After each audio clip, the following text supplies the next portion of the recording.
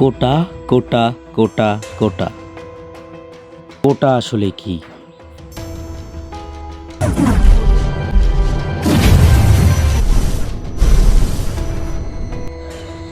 কোটা হচ্ছে চাকরির আসন বন্টন। বাংলাদেশে 5 ধরনের কোটা রয়েছে: প্রতিবন্ধী কোটা,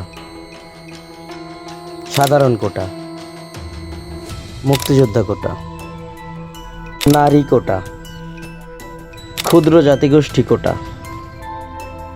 আজ সেই কোটা নিয়ে চলছে আন্দোলন।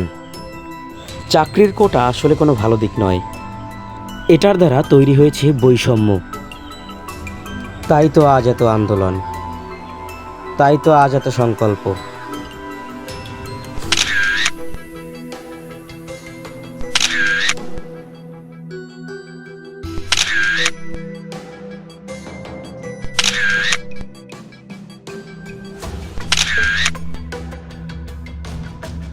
কোঠা বন্ধ করার আন্দোলনের সবার সাথে আমি একমত, কারণ এই কোটার কারণে মুক্তিযোদ্ধা ও চাকরিজীবীর সন্তান পেয়ে যাচ্ছে চাকরি,